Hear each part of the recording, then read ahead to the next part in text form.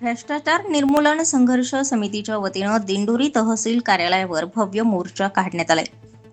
दिंडोरी तालुक्यात जाहीर मोर्चाचं आयोजन अखिल भारतीय भ्रष्टाचार निर्मूलन समितीच्या वतीनं राष्ट्रीय अध्यक्ष प्रदीप बाबा खंडापूरकर यांच्या आदेशाने नाशिक जिल्हा ग्रामीण अध्यक्ष गुलाब थेटे यांच्या अध्यक्षतेखाली तसेच संजय दोंदे महाराष्ट्र उपाध्यक्ष यांच्या मार्गदर्शनात करण्यात आलं. दारूबंदी तसेच तहसील कार्यालय कर्मचारी, वैद्यकीय अधिकारी, ग्रामसेवक, तलाठी हे गावावर राहत नाहीत. जनतेला यामुळे मोठ्या समस्यांना सामोरं जावं लागतंय.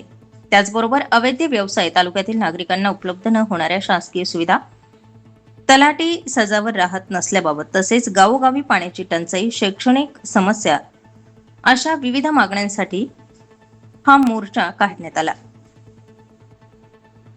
तहसीलदार तथा कार्यकारी दंडाधिकारी मुकेश कांबळे यांना यावेळी निवेदन देण्यात आले. लातूर, अमरावती, धुळे, जळगाव, मुंबई, येवला, संभाजीनगर, धाराशिव, पुणे, परभणी अशा विविध भागातील पदाधिकाऱ्यांनी उपस्थित राहून युवा नेते पृथ्वीराज पाटील, अनिल देसले, सुनील जाधव, राणी देसले, सणा शेख, दीपक मंडलिक, निर्मला लोणारे हे उपस्थित होते.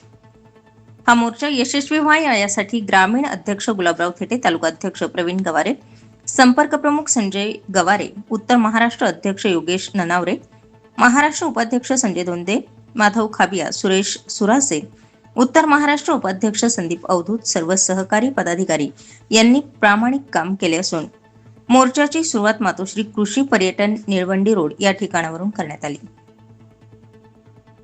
राज्याचे स्वराज्य रक्षक छत्रपती शिवाजी महाराज तसेच भारतीय संविधानाचे जनक महापुरुष परमपूज्य डॉ. बाबासाहेब आंबेडकर यांच्या प्रतिमेला पुष्पहार अर्पण करून या मोर्चाला सुरुवात करण्यात आली.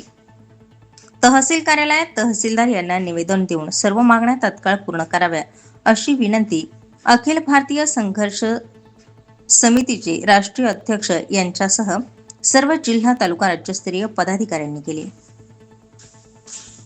स्टार 24 फास्ट न्यूज साठी माधव खाबिया सह राजेंद्र राठोड, दिंडोरी.